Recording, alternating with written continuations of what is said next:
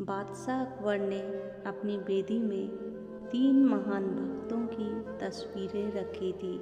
स्वामी श्री हरिदास, तानसेन के गुरु जो कृष्ण के महान भक्त थे, दूसरे संत श्री विठलनाथ और तीसरी आमेर की रानी रत्नावती, जिन्होंने कृष्ण के लिए अपना वैभव, परिवार और सब कुछ त्याग दिया था। भक्त आपके जीवन में सेवक, मित्र या पुत्र के रूप में आ सकते हैं, लेकिन हमें उनका हमेशा सम्मान करना चाहिए, क्योंकि उनकी उपस्थिति मात्र से ही आपका भाग्य बदल सकता है।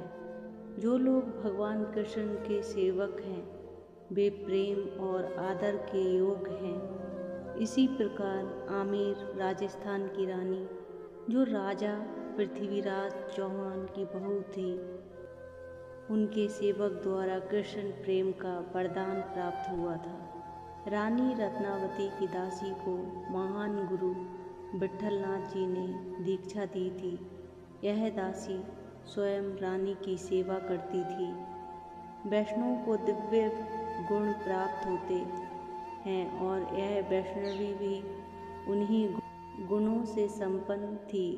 वे मौन रहकर निरंतर हे नंदन, हे रघुनंदन, हे मुरली मनोहर के इन कृष्ण नामों का जाप करती थी, जिससे रानी का मन प्रसन्न हो जाता था। कई बार इन नामों को सुनकर रानी की आंखों में आंसू आ जाते थे। एक उन्नत वैष्णव लगातार प्रेम की चरम अवस्था के लक्षण प्रदर्शित करती है।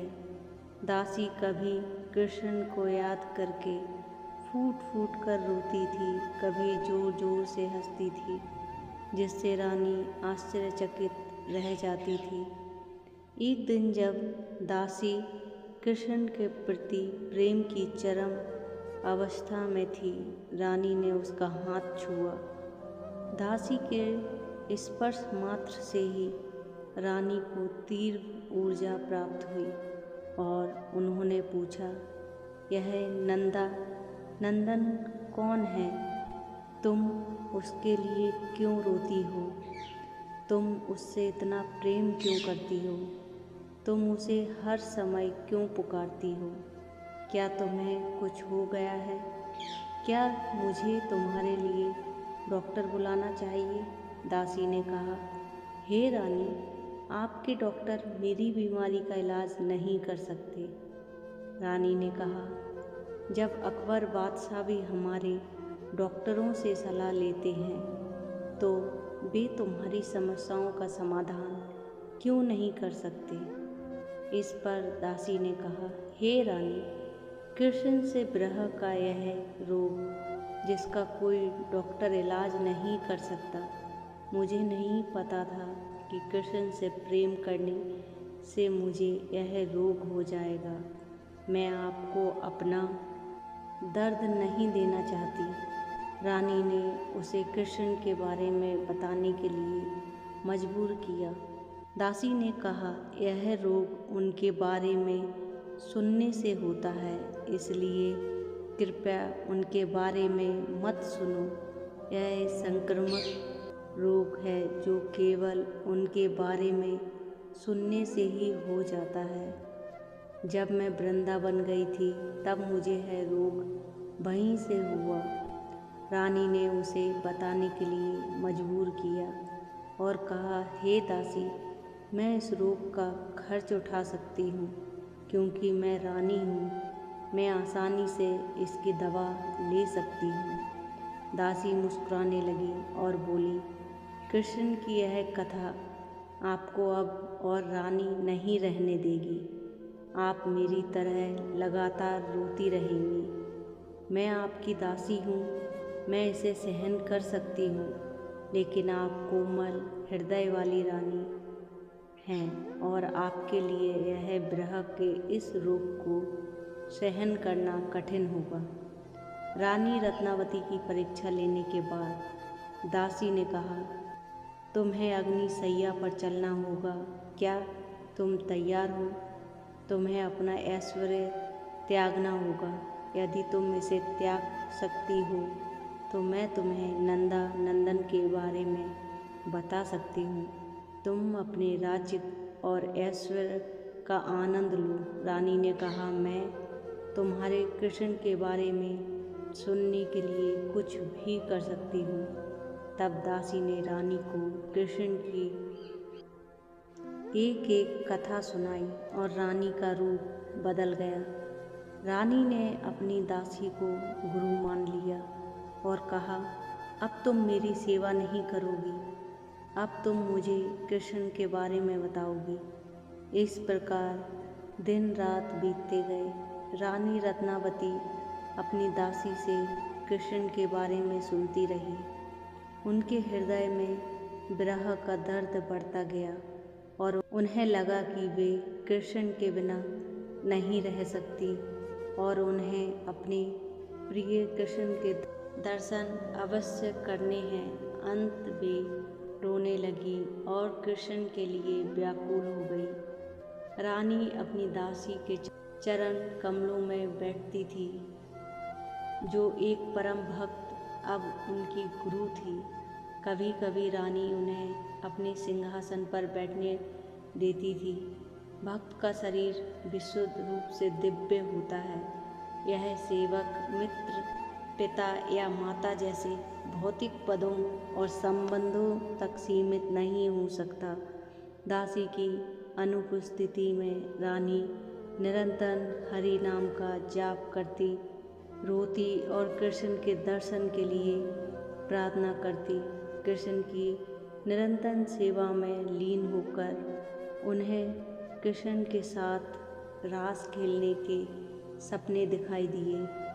कृष्ण उनके सपनों में प्रकट होने लगे और मूर्ति रूप में उनकी सेवा स्वीकार करते थे। दासी की सलाह पर रानी ने अपने भाव में और अधिक उन्नति के लिए साधुओं की सेवा शुरू कर दी। रानी ने संतों की सेवा और उन्हें भोजन कराना शुरू किया। वास्तव में उन्होंने साधुओं के लिए एक अलग आश्रम बनाया और अंत उनकी महिमा वृंदावन तक पहुंच गई और वृंदावन के साधु ऐसी महान भक्त के दर्शन करने आए।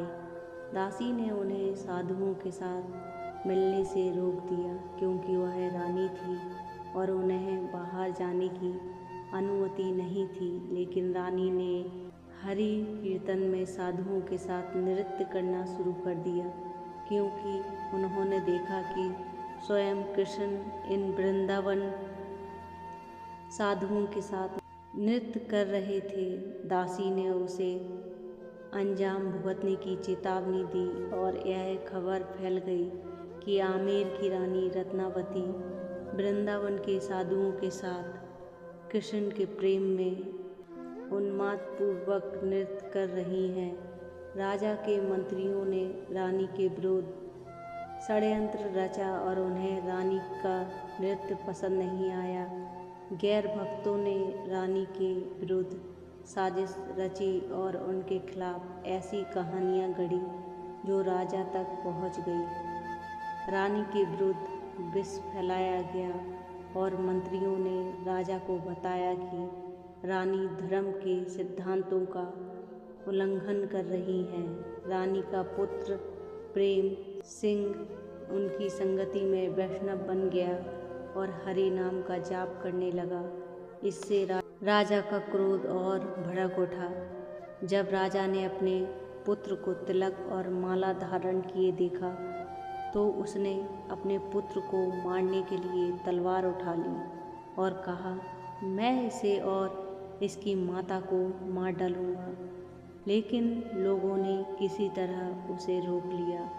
स्थिति तब और बिगड़ गई जब राजा ने अपनी पत्नी को बैरागी रूप में देखा।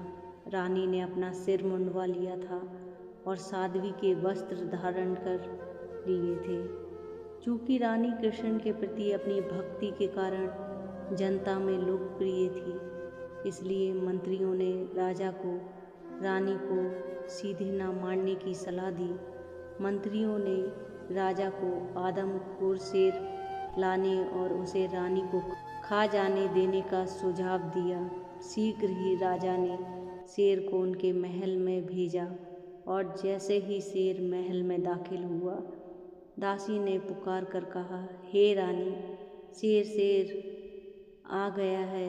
इस पर निर्भीक रानी रत्नावती ने कहा, हे भगवान, नरसिंह आ गए हैं। उनका भाव देखकर कृष्ण ने नरसिंह रूप धारण किया और उनके सामने प्रकट हुए। जो मंत्री खिड़की से यह सब देख रहे थे, यह सोचकर कि रानी को मार डाला जाएगा, उन्होंने रानी रत्नावती को नरसिंह की आराधना करते देखा और रानी रत्नावती के प्रेम और सेवा को देखकर नरसिंह की आंखों में आंसू आ गए। नरसिंह ने उनकी दासी को भी आशीर्वाद दिया। फिर नरसिंह ने मंत्रियों पर हमला किया और रानी के विरुद्ध षड्यंत्र रचने वाले सभी लोगों को मार डाला।